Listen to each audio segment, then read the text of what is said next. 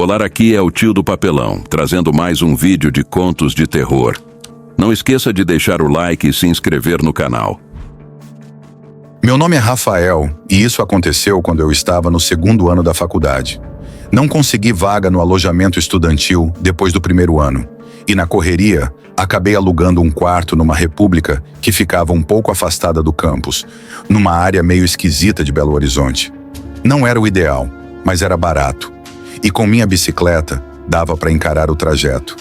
A maioria dos moradores era estudante, como eu, mas também havia algumas exceções. Um ou outro professor assistente, alguns formandos mais velhos e uma mulher que me chamou a atenção desde o primeiro dia. Ela morava na casa ao lado, parte do mesmo conjunto de repúblicas. Parecia ter uns 60 anos, mas seu rosto cansado e o jeito encurvado de andar sugeria mais idade. Sempre sozinha, sempre em silêncio. Ela nunca sorria e o olhar dela era vazio.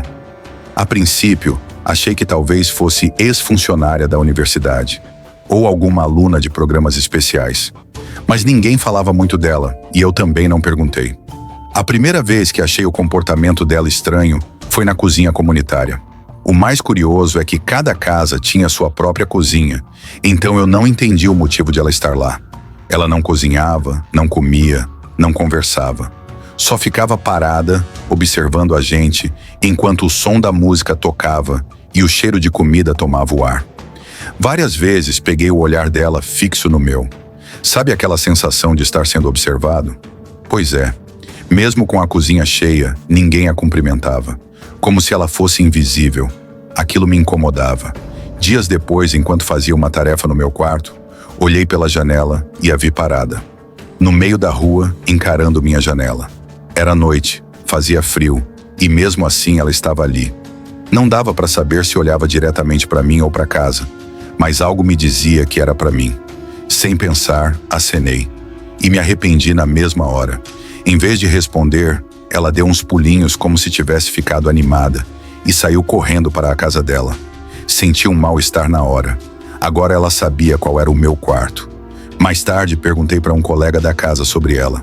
Ele disse apenas: "Ela sempre esteve aí. Melhor ignorar." Perguntei mais, mas ele só sabia o que lhe disseram quando se mudou.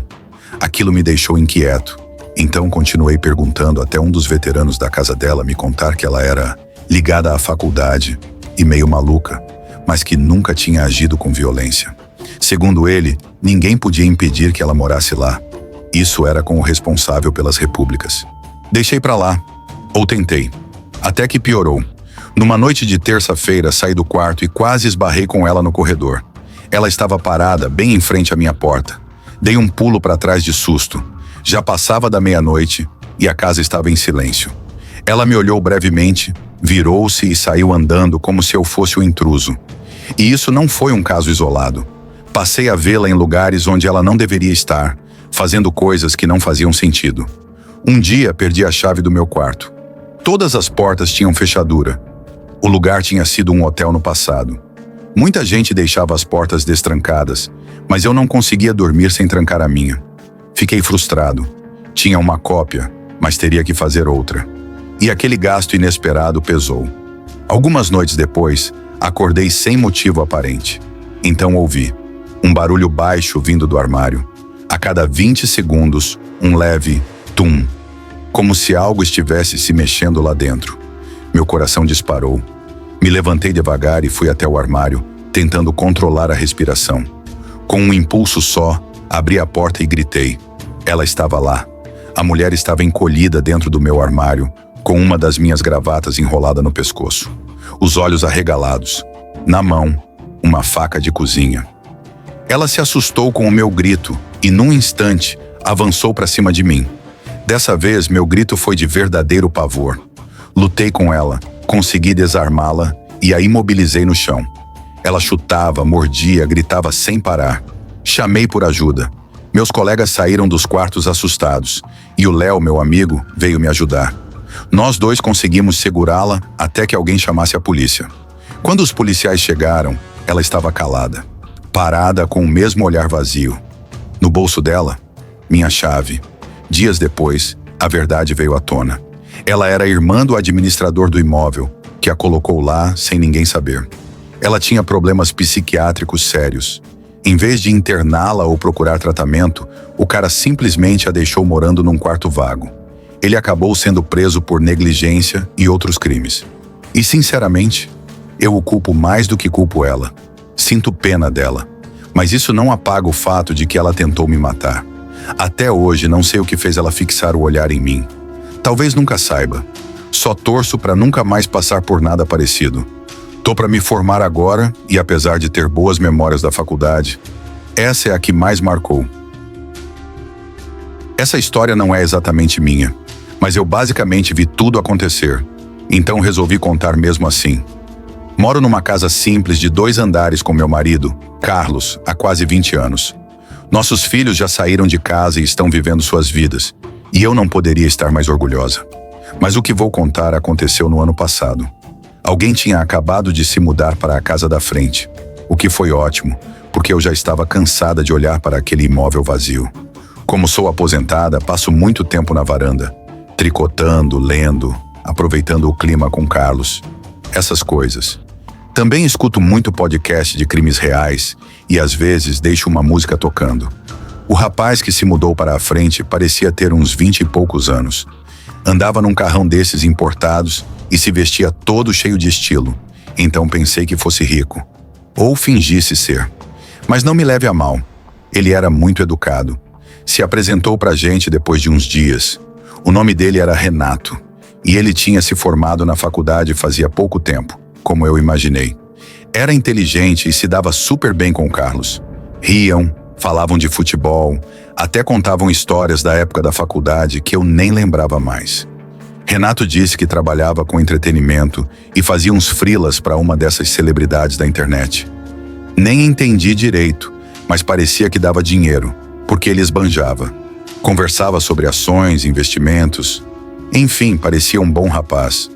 As coisas estavam normais por uns meses. Como eu vivia na varanda, o Renato sempre me cumprimentava quando saía, e eu retribuía com um aceno. Depois de um tempo, comecei a notar uma moça indo sempre na casa dele. Ela dirigia um conversível branco e parecia bem jovem.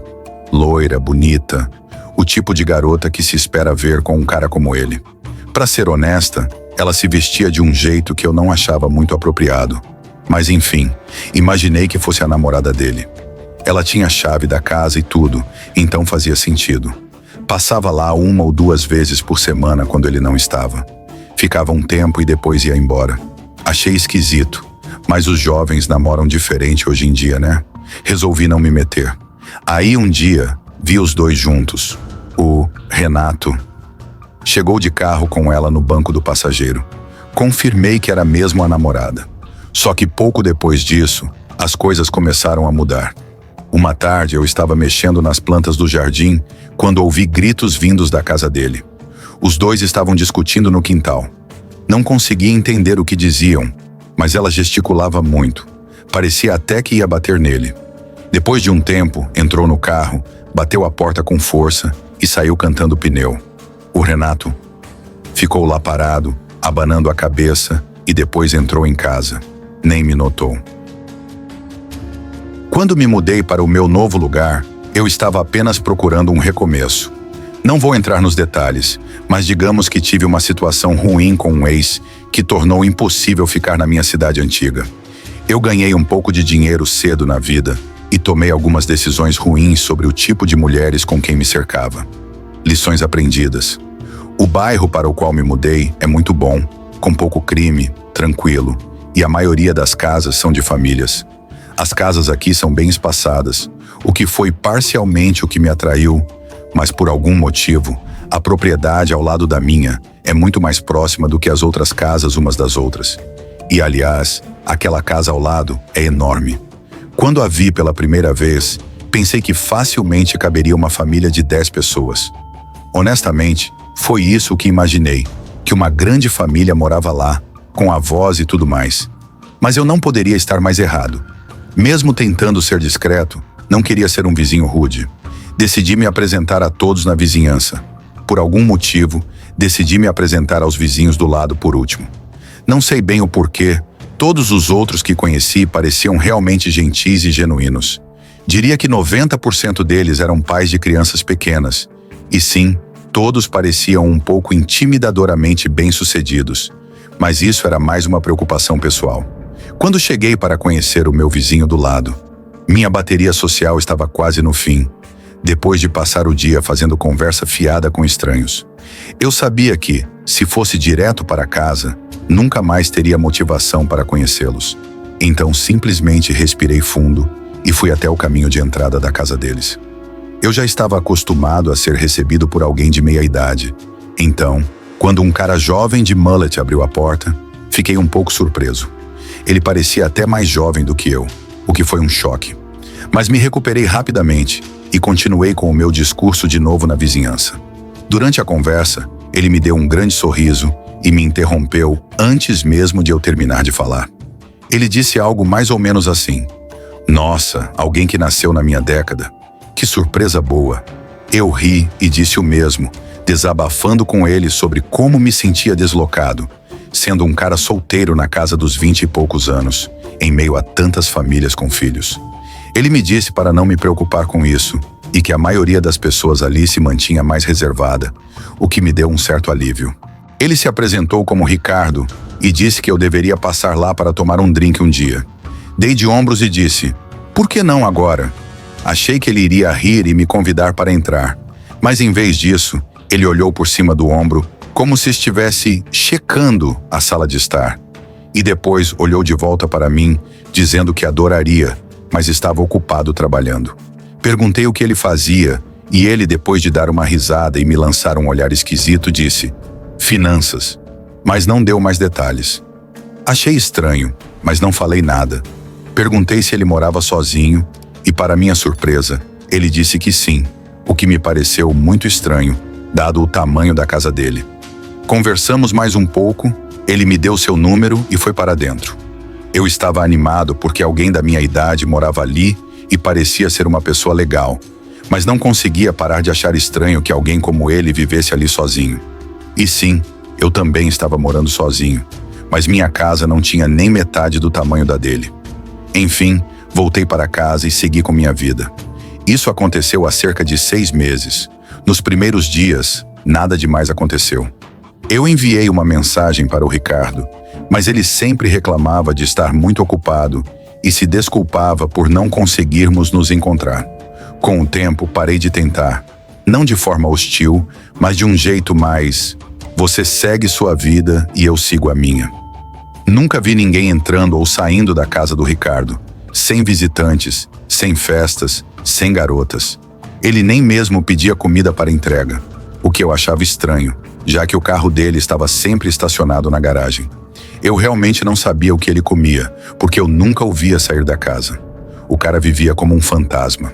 Eu trabalho de casa e meu escritório fica no 3º andar, com vista para a casa do Ricardo. Se você está se perguntando como eu sabia tanto sobre os hábitos dele, sim, eu sei que soa obsessivo e até um pouco estranho, mas a casa dele ficava logo ao lado da minha janela, então não dava para não olhar de vez em quando.